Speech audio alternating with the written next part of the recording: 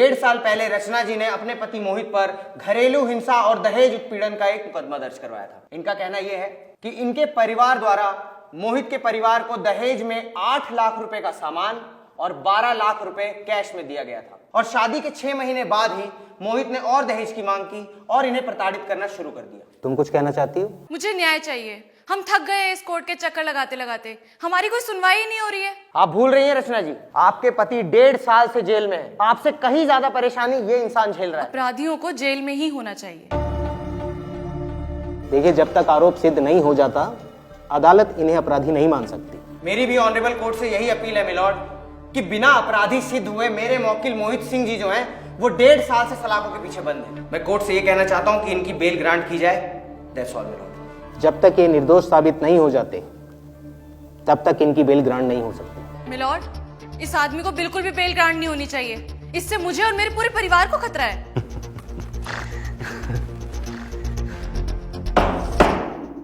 Order order. तुम जानते हो तुम्हारी इस हंसी को कोर्ट की तौहीन समझा जा सकता है। जज साहब, पिछले 1.5 साल से जेल में बैठे बैठे मैं बस रोया ही हूँ और अब मेरे आंसू सूख गए। मुझे अब बस हंसी आती है। हमें भी बता दीजिए किस बात पर हंसी आती है आपको? आपकी कानून व्यवस्था पर,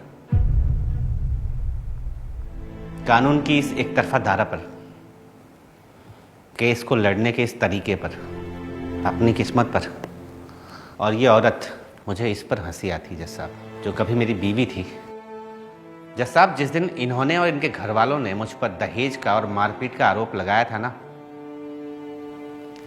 1 मिनट नहीं लगा था सर। पुलिस ने मेरे घर के सारे बालिग सदस्यों को उठाकर थाने में बंद कर दिया था। बहुत बढ़िया।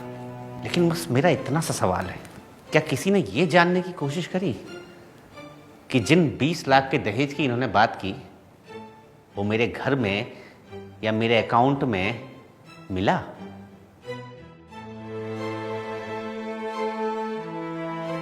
नहीं की जज साहब। इसका मतलब साफ है कि हम वो सारा पैसा, सारा दहेज डकार गए थे। चलिए, डकार गए थे, लेकिन फिर भी इनके पिता के पास वो सारे सामान का बिल, वो 12 लाख के ट्रांजैक्शन की कोई रिसीट है? क्या अदालत ने या पुलिस ने ये जानने की कोशिश करी? नहीं जज साहब। और अगर ये बात सच है तो आज ही इनसे, इनके पिताजी से, इनके घर वालों से कहिए कि वो 8 लाख के दहेज के सामान का बिल और वो 12 लाख के ट्रांजैक्शन की रिसीट ला कर दें। लेकिन ये दे नहीं पाएंगे जज साहब, क्योंकि दिया होता तो होता ना। ये केस न जज साहब सिर्फ हवाई बातों पर लड़ा जा रहा है। मुझे इस बात पर हंसी आती है।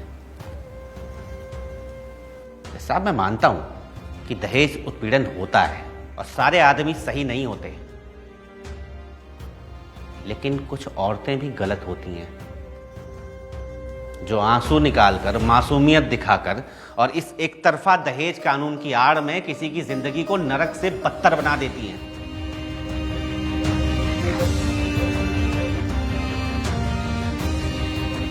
पिछले 1.5 साल से मैं जेल के अंदर हूं जज साहब। कैसा कानून है आपका? एक तरफ आप मुझे कहते हैं कि मैं अपराधी घोषित नहीं हुआ हूं, लेकिन फिर भी अपराधी की तरह जेल के अंदर बंद हूं। सोचिए, कल अगर इनका लगाया सारा आरोप झूठा हो जाता है और मैं बेगुनाह साबित हो जाता हूं, तो क्या मेरे 1.5 साल मुझे वापस मिल जाएंगे? नहीं मिलेंगे जज साहब।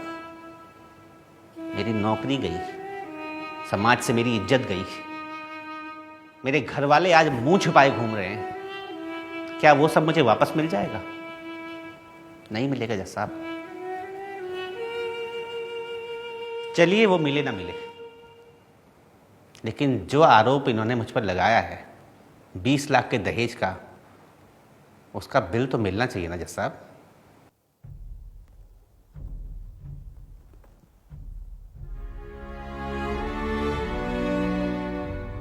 अदालत रचना और उनके परिवार को निर्देश देती है कि अगली तारीख तक दहेज के 20 लाख रुपयों का हिसाब उन्हें कोर्ट में पेश करना होगा, वरना कोर्ट के साथ खिलवाड़ करने और दहेज कानून का गलत इस्तेमाल करने पर उन्हें उतना ही समय जेल में बिताना होगा जितना उनके पति मोहित ने जेल में बिताया।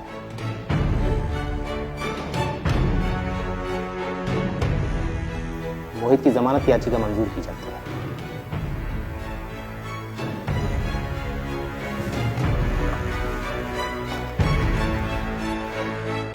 The court is adjourned till next year.